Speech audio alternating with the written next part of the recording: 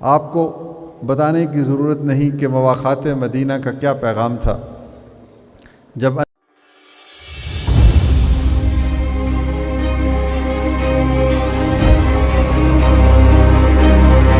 ابھی کچھ لوگ باقی ہیں جہاں میں ابھی بھی اس کشت خاک میں کچھ چنگاریاں ایسی ہیں جو ماضی کی روایت سے پیوست ہیں اور اسی روایت کے آئینے میں مستقبل تعمیر کرنا چاہتے ہیں۔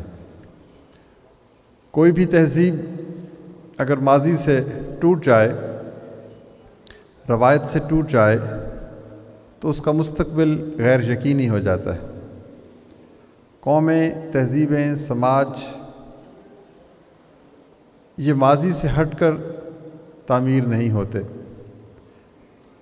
ہماری تہذیب کیا تھی، ہمارے ہیروز کون تھے، ہماری جد و جہد کیسی تھی، ہمیں کہاں شکست ہوئی اور کہاں ہم نے فتح کی منزل سر کی، سوچ، فکر اور عمل کے تمام تر مینار جو ہے وہ ماضی کی راکھ سے ہی کھڑے ہوتے ہیں۔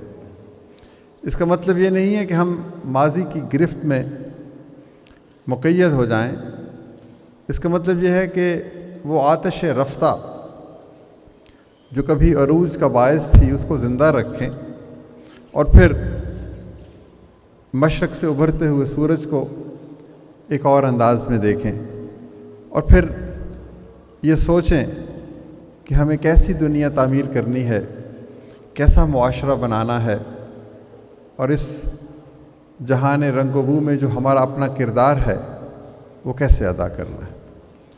تو جو کچھ مجھے کاردوبہ اسکول کے بارے میں بتایا گیا اور جو میں نے ایک معصوم بچی کی گفتگو تقریر دل پذیر سنی، تو اس سے مجھے یقین ہوا کہ واقعتاً یہ ایک خوبصورت خواب کی تعبیر ہے، جس کے لیے میں شاہد وارثی صاحب اور ان کے تمام دوستوں کو، ڈائریکٹرز کو اور پرنسپلز کو مبارکباد پیش کرنا چاہتا ہوں۔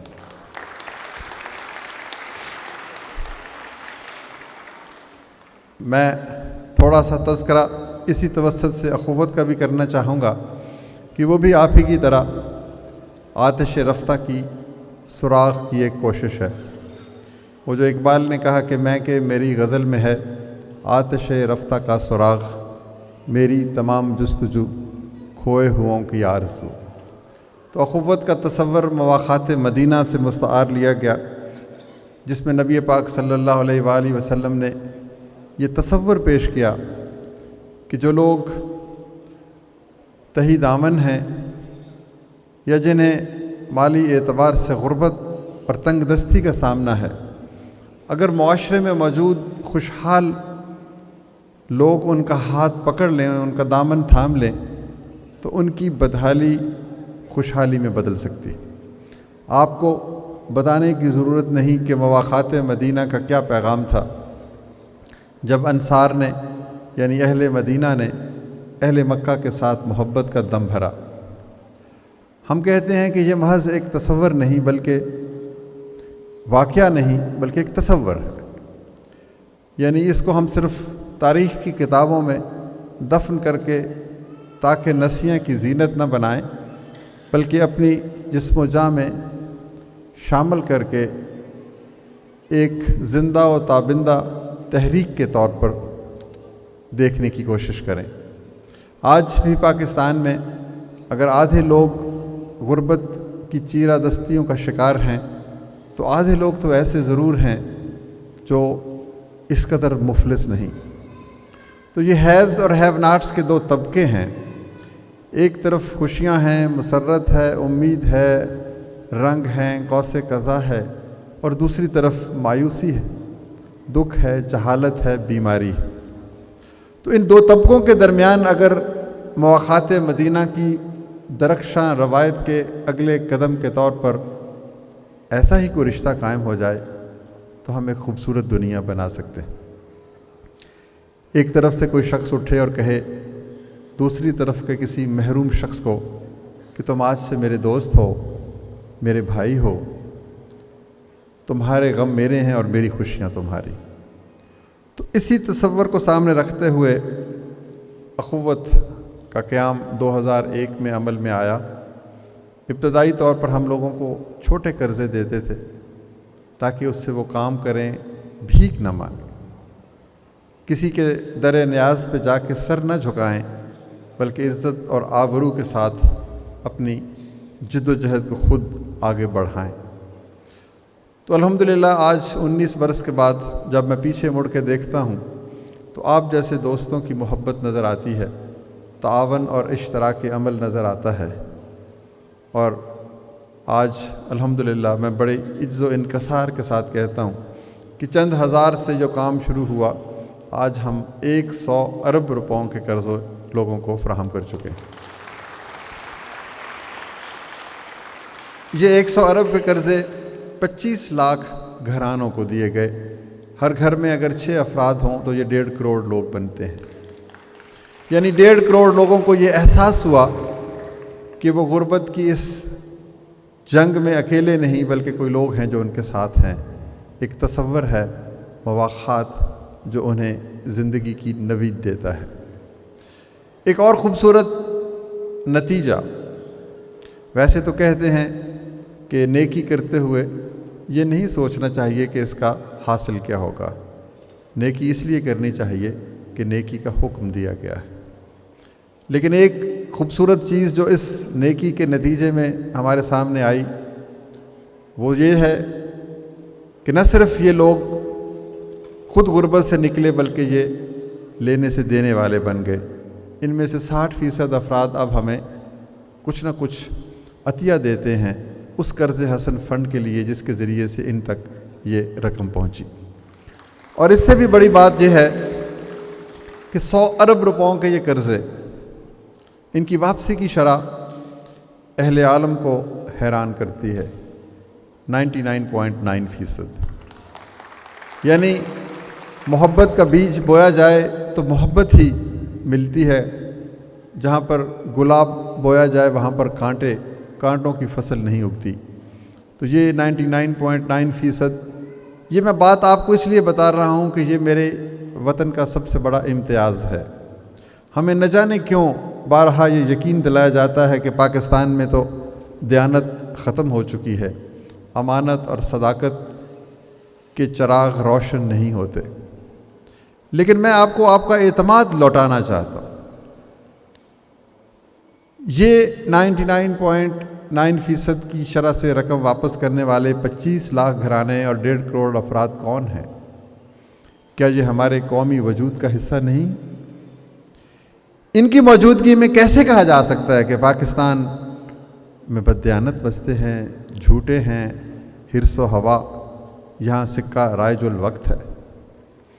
تو اخوت نے جو محبت کے چراغ روشن کیے، مواخات مدینہ کا جھنڈا سر بلند کیا، وہیں پر امید کا پیغام بھی دیا، یقین کا پیغام بھی دیا، اور یہ بھی بتایا کہ یہ پاکستان کے لوگ عزت نفس برقرار رکھتے ہوئے بھکاری بنے بغیر اپنی منزل خود تلاشتے ہیں اور پھر لینے سے دینے والے بنتے ہیں، اور یوں ہم سب مل جل کر ایک ایسے معاشرے کی تعمیر کے لیے سرگرداں رہتے ہیں جس میں ہر شخص کو عزت اور احترام سے زندہ رہنے کا موقع ملے۔ خواتین و حضرات، آپ تعلیم کے شعبہ سے منسلک ہیں، آپ مبارکباد کے مستحق ہیں، آپ لفظ کی حرمت کو سمجھتے ہیں، آپ علم کی اہمیت کو سمجھتے ہیں۔ میں اپنے بچپن میں ایک ٹوٹے پھوٹے پرائمری اسکول میں گیا اور اس کی پیشانی پہ لکھا ہوا ایک شعر ابھی تک مجھے یاد ہے۔ وہاں لکھا ہوا تھا کہ ایک مقدس فرض کی تکمیل ہوتی ہے جہاں، قسمت نوع بشر تبدیل ہوتی ہے جہاں۔ آپ وہ لوگ ہیں جو قسمت نوع بشر کو تبدیل کرتے ہیں، آپ وہ لوگ ہیں جو کچھ بچوں کو جہالت سے علم کی طرف لے کے آتے ہیں، اندھیروں سے روشنی کی طرف ان کو راستہ دکھاتے ہیں۔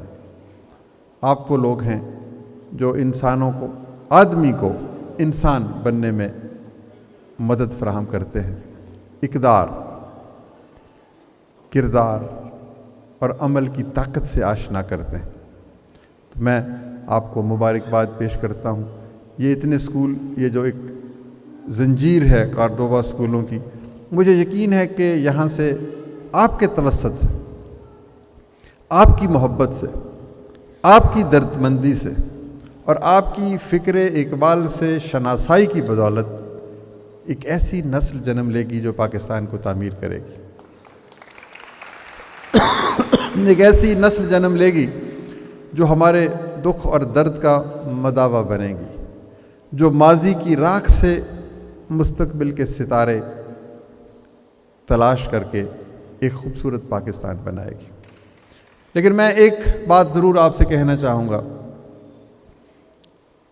کہ آپ ان بچوں کے بارے میں بھی ضرور سوچیں جو ابھی تک کسی اسکول میں نہیں گئے۔ کتنے دکھ کی بات ہے جب ہم کہتے ہیں کہ پاکستان میں 1.5 کروڑ سے زائد بچے اسکول میں نہیں پہنچے۔ کیا المیہ ہے کہ ان کا رشتہ کاغذ، قلم اور کتاب سے جڑ ہی نہیں سکا۔ وہ آدمیت سے انسانیت کا سفر کیسے طے کریں گے؟ وہ جہالت کے اندھیروں سے نکل کر علم کے نور تک کب پہنچیں گے؟ وہ اپنی زندگی کو خوبصورت کیسے بنائیں گے؟ ان کے خواب کون پورے کرے گا؟ جس سرزمین پر 1.5 کروڑ بچہ علم سے محروم رہ جائے، اس کے مستقبل پر کچھ سوالیہ نشان کھڑے ہوتے۔ تو میں آپ کو یہ بھی پیغام دوں گا کہ آپ اپنے بچوں کو جب یہ بتائیں کہ انہیں اپنی منزل ڈھونڈنی ہے آسمانوں میں، اس کے ساتھ ساتھ انہیں ان محروم طبقوں کو بھی یاد رکھنا ہے جن کے بچے ان کی طرح آپ جیسے خوبصورت اساتذہ تک نہیں پہنچ پائے۔ آپ ان بچوں کی تربیت اس طرح کریں کہ یہ بھی پھر کل کسی کو مواخات مدینہ کی اسی درخشاں روایت کے اگلے قدم کے طور پر اپنانے کی خواہش کا اظہار کریں۔ یہ بچے بھی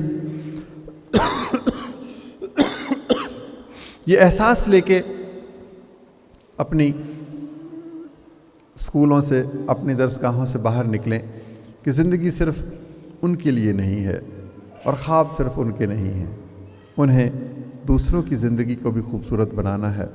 اور دور کسی صحرا میں، کسی بلند پہاڑ کی چوٹی پر، کسی ٹوٹے پھوٹے کھیت کھلیان میں، کسی خستہ حال بستی میں اس معصوم بچے کو ابھی ہاتھ انہیں تھامنا ہے جس کو اس کی ماں اسکول تک نہیں پہنچا پائی۔ آپ خود سے جو اتنا بڑا کام کر رہے ہیں، اس کے ساتھ ساتھ یہ چھوٹی سی درخواست میں آپ سے کروں گا کہ آپ کے دل کے کسی گوشے میں یہ آرزو ہمیشہ زندہ رہنی چاہیے کہ ہم نے ان بچوں کو کمپیشن، دردمندی، ایثار اور اخلاص کا وہ سبق دینا ہے جو ان کو اپنی ذات کے حصار سے بلند کر کے پورے پاکستان کے لیے اور پوری دنیا کے لیے سوچنے پر آمادہ کرے۔